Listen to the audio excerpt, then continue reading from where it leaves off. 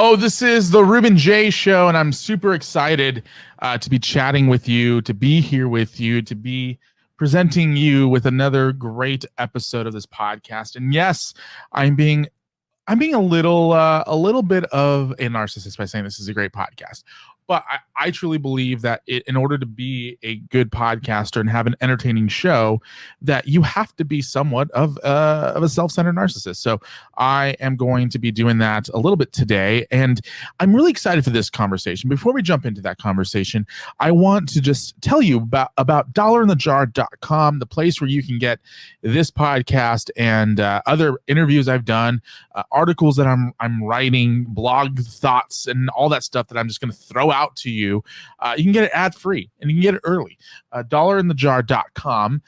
If you are a non-paying member, you just get it like normal, but you'll be able to know for a fact that you are getting my content directly from me to you. No big tech no big tech censorship, no big tech getting in the way of what I do.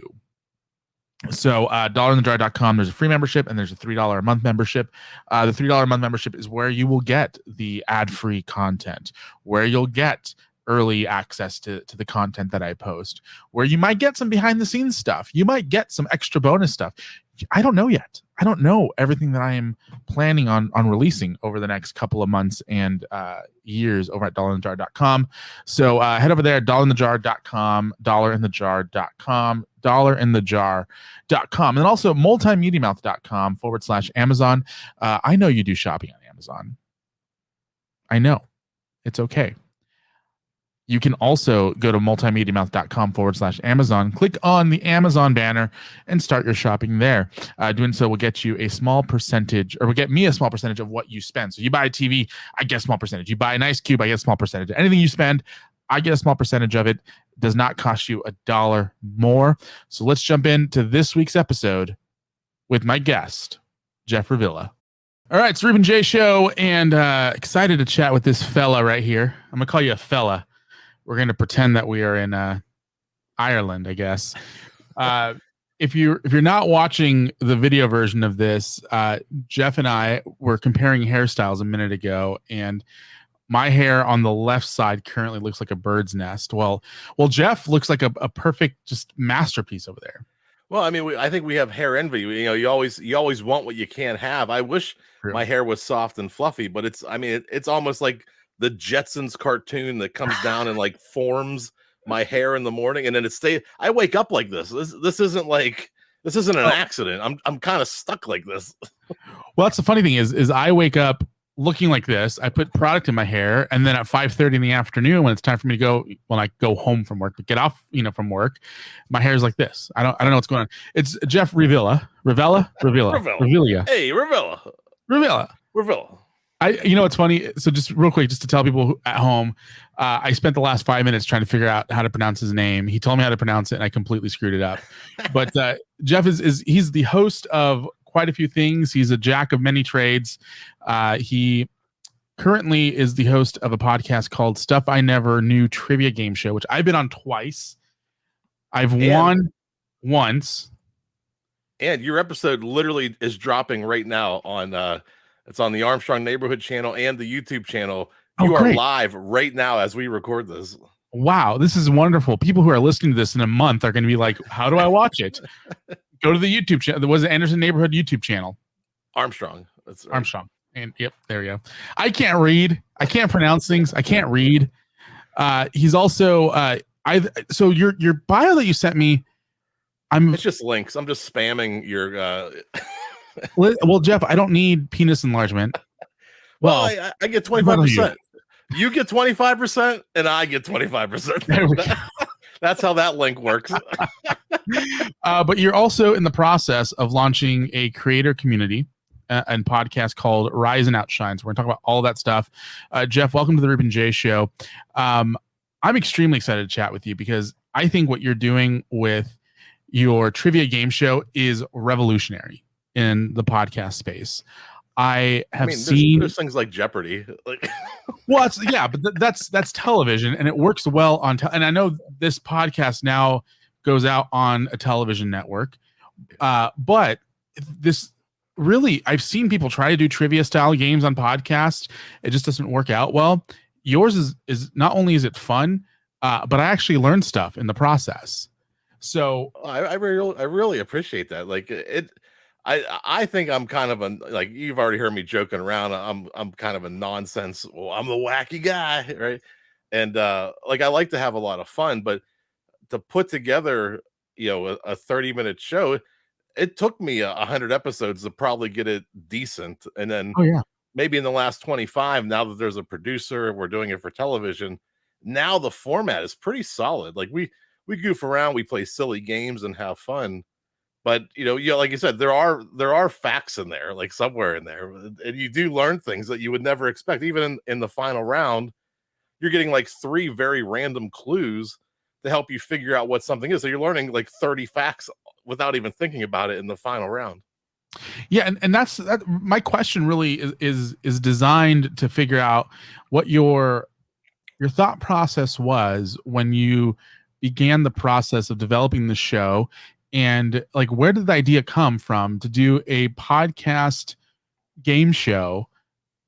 Because I'm a man who I've tried multiple different formats of podcasting. I've tried the podcasting where you talk for an hour straight about random news facts, and obviously I have a interview podcast now, and I've never in my wildest mind did it come to me to try to do a game show. So tell me more about how this idea came to you and why you chose that format. Yeah, it actually wasn't a game show at all. Oh, well, look at me. I'm full screen. It wasn't a game show at all. It was actually almost a carbon copy of Good Job Brain. And Good Job Brain is one of the best podcasts out there. 4 people sitting around a table telling random facts about some sort of theme. So if you look at the earlier episodes of Stuff I Never Knew, it's like stuff I never knew about food, or stuff I never knew about 80s music or 80s movies. It was supposed to be stuff I never knew about something. And I was supposed to have 3 friends sit around a table with me and tell stories about some sort of, subject matter. But I realized, I don't know how old I was then, 39 years old. I don't have friends anymore. I got a family now. I got kids. Like no one's hanging out with me anymore. No one's coming to my house on a Tuesday night. So at the same time that I was trying to put this all together, there's a platform called Blab that came out, blab.im, which lasted maybe 2 years max, 18 months, 2 years. And it was the first like 4 in the box social video where you could go live and the whole network would get notified. Hey, there's a brand new show on Blab. And within a minute, you'd have 30 to 50 people just watching your show. And I used to do it with 8 people. That's how you imagine getting 8 people per episode for a podcast, how hard that is now. I have a hard time getting one person. Yeah, Blab would deliver that. Like Blab would give you, the first shows, the second through maybe like the 10th show have 8 contestants. I was writing 60 questions per episode. I had 8 people, and it was a lot of fun. And then when Blab folded, it really like put a wrinkle in the podcast. I tried like Appear In and Google Hangouts, YouTube Live. We tried all these other things, and it became a struggle for a while. And that's you look at. I say I have 5 seasons so far, but it really I only done 125 episodes in 7 years. So I usually do about 20 episodes, and I get sick of it, and then I shut it down, and like maybe I should do it again. That becomes a new season. So like the seasons are broken into like how much I like it at that time. And right now I like it a lot. We've probably did 25 episodes in this last season so far. Well, that's amazing. And so I've been doing this podcast gig for quite a while. I've been doing podcasting since before podcasting was a podcast. I started doing audio show type stuff in 2008. So I've seen the evolution of, shows that sound like this, because no one knew how to use a microphone. And, and I've seen the people are going to be so annoyed with that what I just did. It's going to drive people crazy. I've seen the evolution from strictly audio to integrating video to, people doing it live now, and how this medium has just grown so much. I'm curious what your story, at least your experience is with this, because this is a very your podcast stuff. I Never Knew Trivia Show is a very video heavy show. I think that you're going to have the most fun if you are watching the show, not just listening to it. If you're listening to it just because it's a fun environment, but to actually get the full concept of the show, I think you have to watch it. So how vital is video to you, and how vital do you think video is for podcasting moving forward?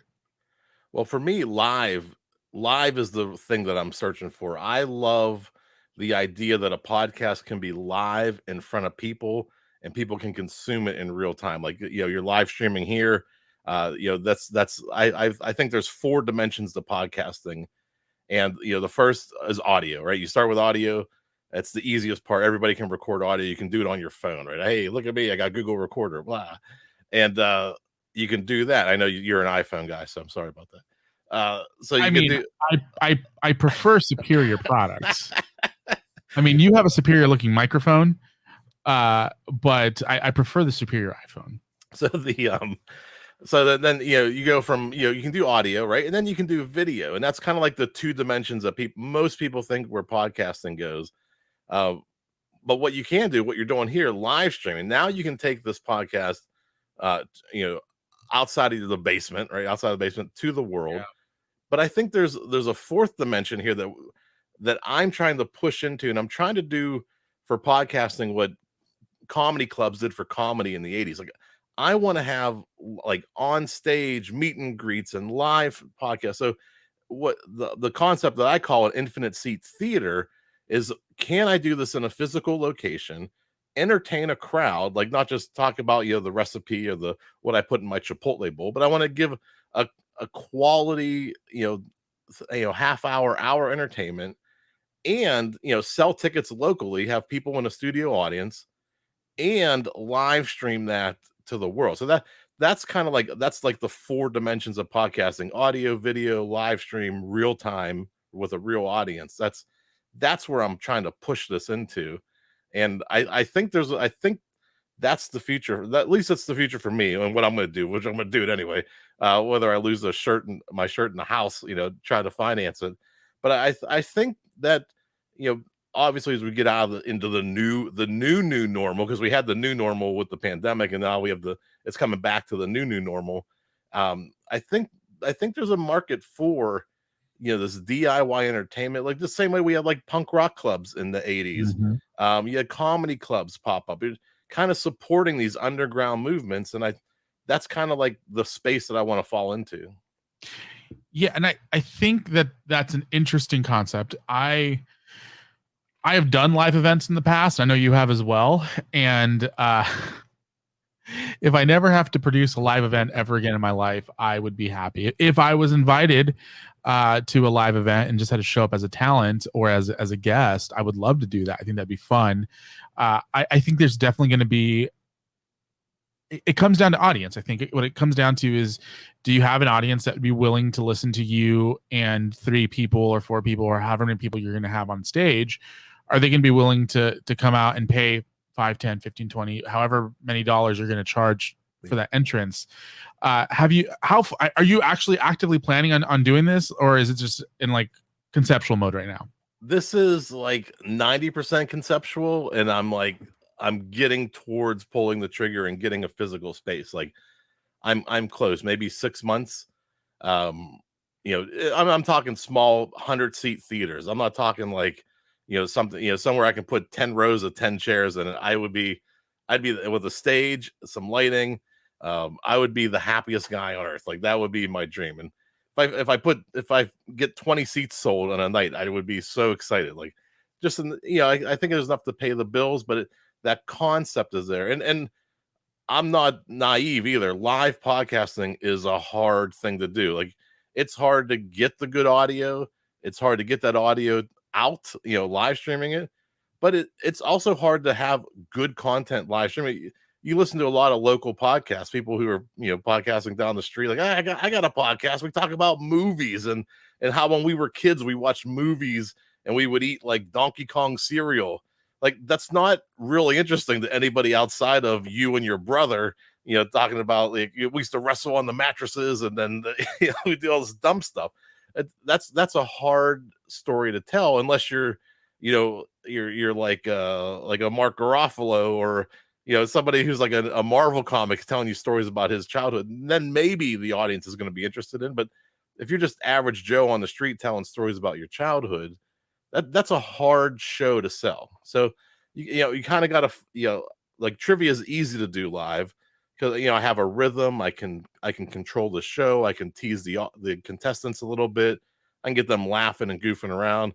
But like a storytelling podcast, maybe like a crime scene, like if you would watch it, because I think in some cases a good show, you want to see how it's made too, like how the sausage is made. So I think you could watch like somebody just reading a script, like if you loved like a true crime mystery and you wanted to see the host just reading their story. I think there's interest there. I think people will be interested in that. But it's hard. Like it's live podcasting and keeping an audience entertained. It's hard. Like even like Doug Loves Movies, Ask Me Another, like a lot of the great shows that you would go see live have some sort of gaming element to it. Like that's part of what sells the tickets. Yeah, no, absolutely. And I if there ever is an opportunity that you would fly me out to be a part of this, I would do it in a heartbeat, especially again if it was you flying me out. Yeah, I mean, you pay for money and put me in a hotel, like 5-star hotel. I'd do it. I'd do it. No, I'd do it. Give me a van to sleep in the back of for the night, and I'm good. Maybe a meal per diem, and we're good to go. We're solid. Now this new podcast that you're launching and the new community, the Rise and Outshine, it's basically my understanding of it, and you can tell me what you can, what the people can expect, obviously, is, but it's like, it feels like a content creator podcast networking, type of a show. And I'm going to be a guest on your podcast, Rise and Outshine, at some point in the near future. I think we're scheduled to have it record soon. But you're bringing on friends and people in the industry to talk about different marketing topics. Tell me a little bit more about why you decided to go down this route with this new podcast. And don't you think you have enough jobs as it is? No, I do have too many jobs. I don't know why. I come home, I go to work all day, I come home, and then I work all night. Like it's this is a passion project of mine. I've been kicking this around for a while. I've been a marketer at a marketing director for 12 years. As of yesterday, it was my 12-year anniversary at the same job as a marketing director, which is rare. Most marketing directors get like a 2-3 year lifespan and then they're fired, right? You get canned and you move on to the next company. So I've been doing that for 12 years. And I started to get some recognition in that space and automotive marketing.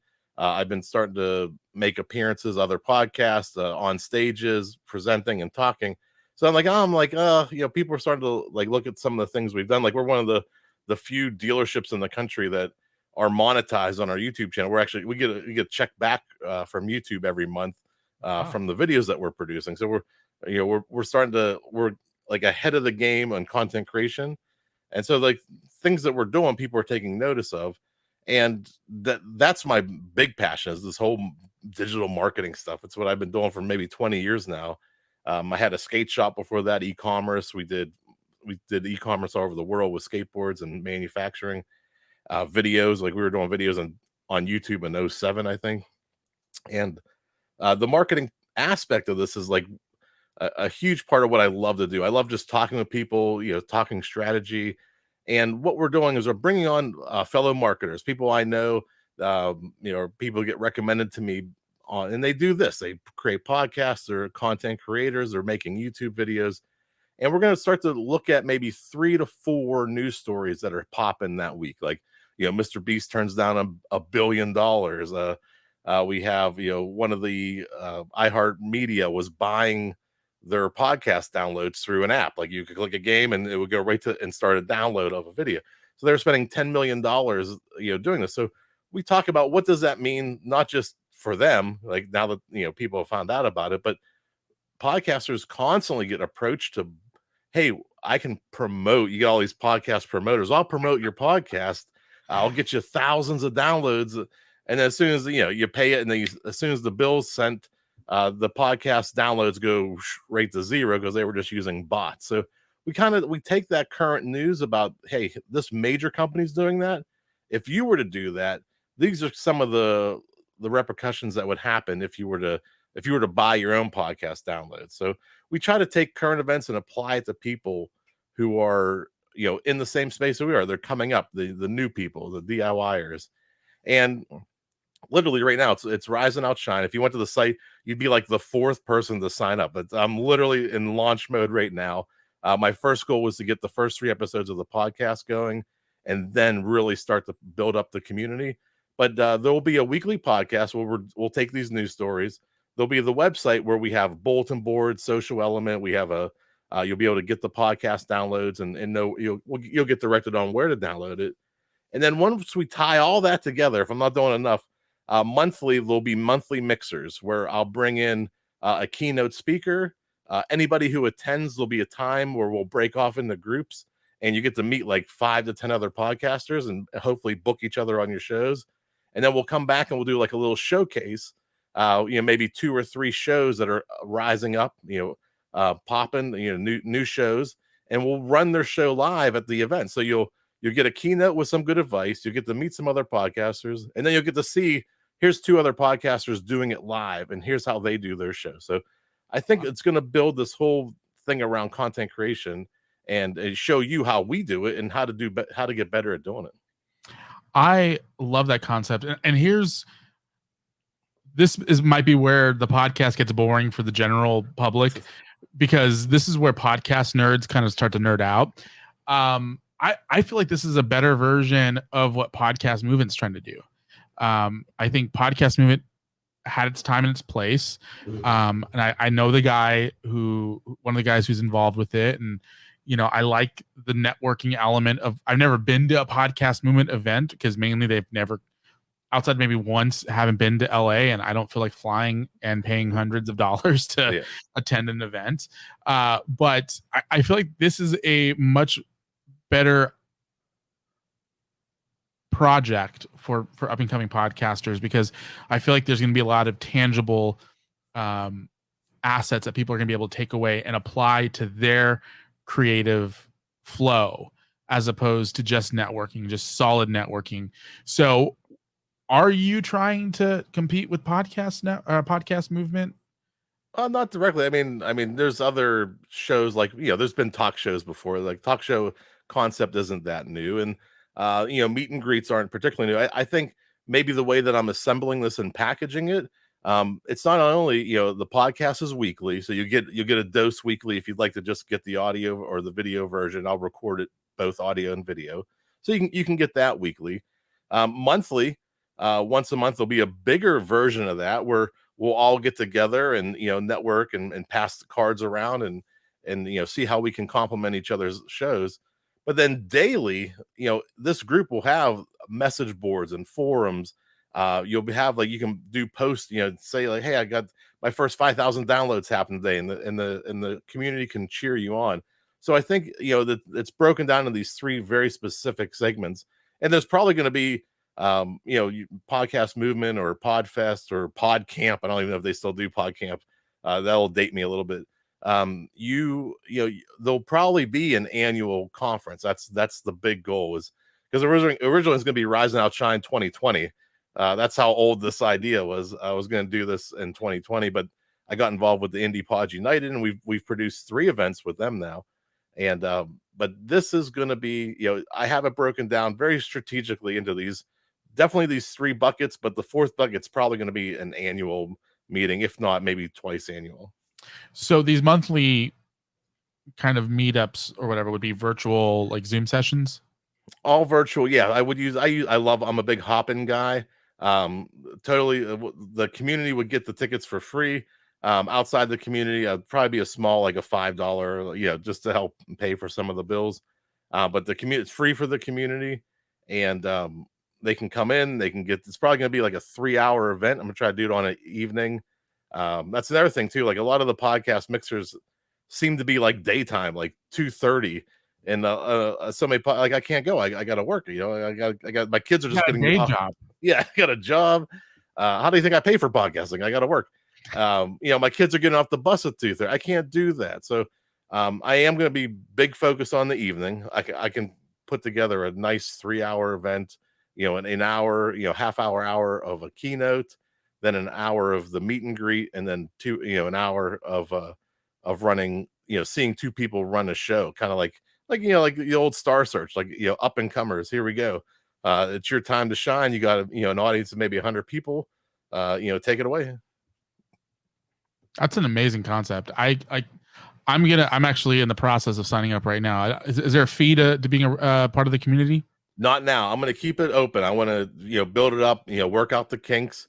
I am hoping to, kind of like Patreon, the $5 a month, that's the kind of level I'm talking about, like $5, $10. And what it'll do is the price will be based on the value that you're getting, or time. If you wanted to book time with me specifically, we could talk about, different, fees at that level. But right now, probably until I get like 100, 150 active users, I'm going to keep it completely open for free.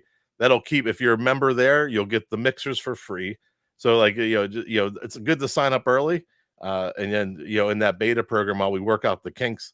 But like I said, I literally just took the plastic off of it, and there's maybe 2 or 3 members right now. I'm not really doing a full launch until we start releasing the podcast. Then you'll hear all the promotion. Yeah, I love it, man. I'm excited for that particular project that you're working on. That sounds very fulfilling. It sounds, on a random personal note, it sounds like what I'm going through on the spiritual side of things, if wanting to be able to be spiritually collaborative in my church and stuff. And this, it scratches the itch on the creative side. So I'm signing up, and all of my listeners who might have a podcast should A, book me on their podcast, but also B, go and follow that advice. I got you coming on in 10 days, I think.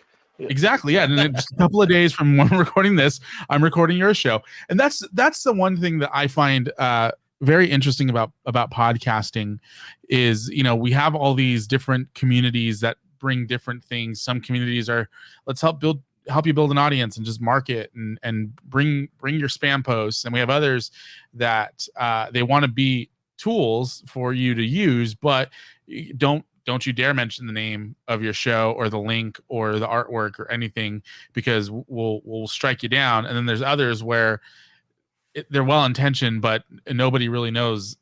No one has really good information. And the part of that I find hilarious is that you see it consistently, podcasters going on other people's podcasts to talk about their podcasts, and which is what we're doing right now.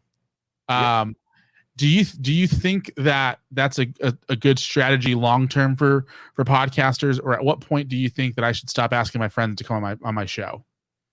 I absolutely think the best way to promote your podcast or expand your audience is to share podcasts, not just with your friends, but people who do what you do.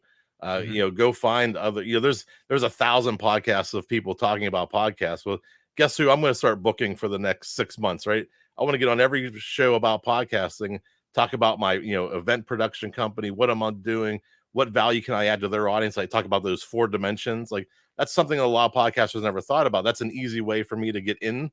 If they want to feature me on their show, well, now I just got in front of their audience. Maybe it's 100 people, maybe it's 300 people per week. That's fine. That's 300 people that didn't know about me, a week ago, right? So like, I think that is a very viable.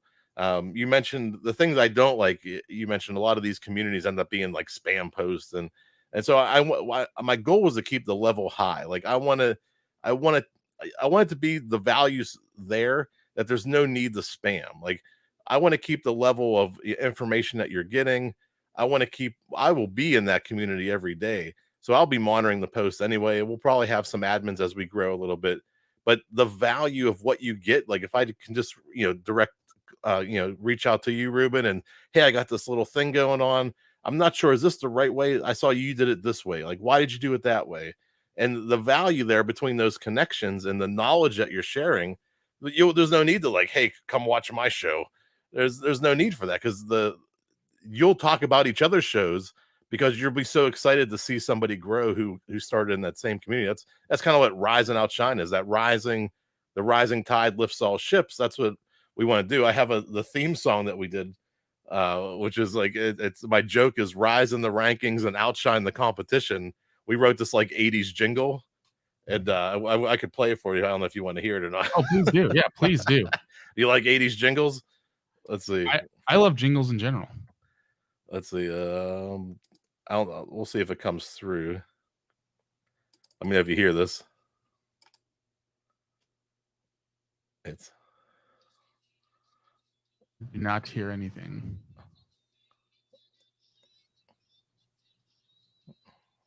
Well, you know, if you want to send me an email with it, I can pipe it in.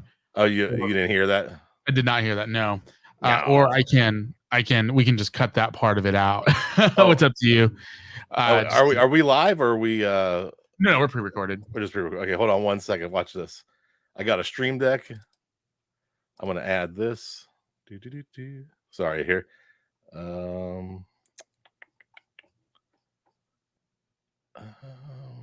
Play audio. We're gonna select this. Almost there. No, I can run through my stream deck here. All right, put it as sound effects. All right, let's see. Are you ready? Here we go.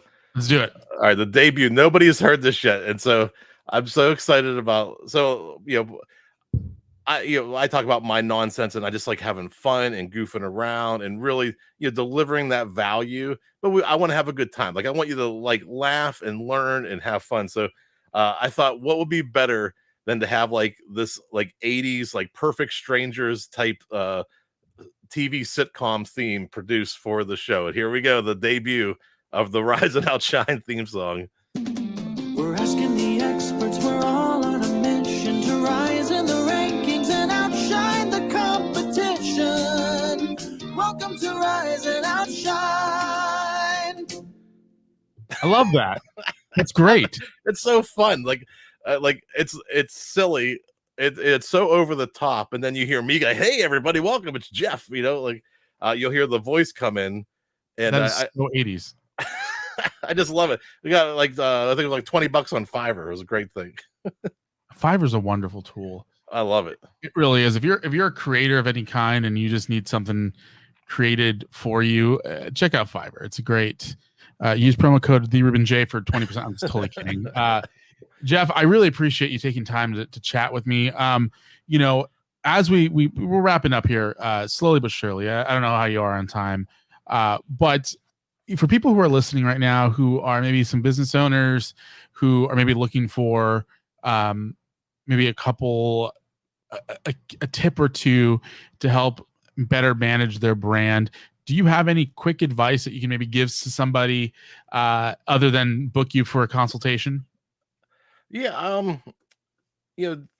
managing your brand. Yeah, sometimes you want to release your brand and let the community decide kind of what your brand is. It's not so much. I don't know if you want to control it as much anymore, but you want to build it in a way that like your community identifies with and like embraces. So like Rise and Outshine to me, it the nonsense. I got the sitcom show. But like that Rise and Outshine, that really relates to like rise, the rising tide lifts all ships. Like I can rise above the rise in the rankings and outshine the competition, right? That's something that that's probably two pain points that every podcaster has, right? How do I get seen? How do I grow? Right? Rise and outshine. Like I want to rise, so that like the whatever the brand is that I think I have, it takes on its own thing whenever like you see it or somebody else sees it. They're going to apply like their perception, their reality to what does Rise and Outshine mean for them. And that's kind of the way I think most people should think about the brand is how do you invoke that emotion into somebody so they want to not only like be a part of your tribe or be a part of your community, but they want to take that action with you. So that's the way I'm thinking of brand right now. And that's probably I would pass it off to pass that emotion to your listeners, to your audience. That's great, and it gives them a little bit of ownership in the brand as well. I feel like the brands or even artists that I'm most connected with are the ones that I feel like I have a little bit of ownership and connection with, as opposed to just some national chain that happened to be around forever and ever. Yeah, like you joined the community and somebody asked you a question, you help them, and then you see them like 6 months from now, and they say, "Hey, I'm so glad we had that conversation. I did this. I actually my podcast has gone from 100 to 600 downloads per episode, like all because of what you helped me." Like that's payment, and that's a reward in itself, and that's kind of what I want to embrace with this community. Yeah, I love it. riseandoutshine.com. If you are a podcaster or a creator of any sort, check it out. And then Stuff I Never Knew podcast and TV show now, which is incredible. Real quick, how did that come to be? How did you go from being a podcaster who live streamed their trivia show to now being on, a local cable network? Yeah, so Armstrong, the cable company, produces these great, like you see, the Armstrong Neighborhood Channel right behind me here, and they're the 11th largest cable company in the country, and they produce these great segments. It's Channel 100, the Armstrong Neighborhood Channel, and they're so hyper locally focused. They even in the Western Pennsylvania, there's I think 6 or 7 different regions where they have a full-time video producer who creates, like, they go to the high school musicals, the football games, they go around town and interview small business owners, and so with the concept, I've been trying to do this live shows. I've done some live shows at coffee shops and the fair and the festival and stuff like that. So the concept was, hey, there's this local guy that does trivia. Why don't we bring him on and maybe get the mayor or get some local business owners? And as we came out of COVID, this started like last summer. We were talking about it. We weren't quite ready to go to physical locations, so we just started live streaming. We'd bring on somebody local. We still have players from around the world. We've had authors and Jeopardy champions and all kinds of just different people kind of becoming the crossroads. And as we've grown, I've become kind of like the Western PA tie. So I'm like the local tie, and then we can bring in people from anywhere. And so we're having this locally produced TV show that's getting some sort of recognition now. It gets distributed as a podcast, but it's also available on YouTube. It's available in 6 states. 300,000 homes have access to the Armstrong Neighborhood Channel 100. So it's it's ever evolving. We want to get into that. There's opportunity for them to, I think, bring in or build a studio. So if they can get a small piece of that studio, and we can wheel out I have a little podium that I bring in with this logo on it, and we could have a little trivia show completely local. That's kind of the big goal that we'd like to get to in the future. That's awesome. StuffINeverKnew.com to go check out that particular podcast. Go check it out. I'm on it twice. So go on. And right now. And right now, I think it's probably over by now, right? Yeah. But go check it out. It's a fun show. You'll learn some stuff. Jeff, where can people find you on the social medias? Yeah, like LinkedIn. Find Jeff Revilla on LinkedIn, jeffrevilla.com.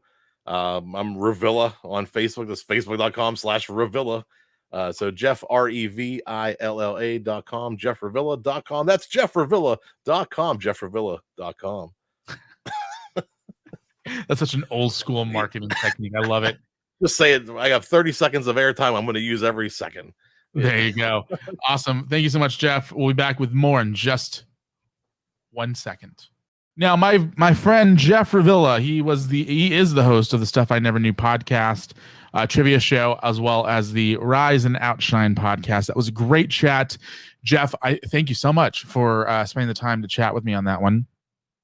Now, I want to take a second here, and again, just thank you all for the acceptance of the rebrand and making this the most successful run of shows I've done in a while. So I got some great stuff planned for the next couple of weeks. Next week, my guest is none other than CJ Perry, the former Lana over at the WWE. She's an actress. She's an influencer. She's a model. She's going to be a director. She's a former wrestling superstar. She's a crypto coin entrepreneur. She's overall just a wonderful, wonderful human being of a person.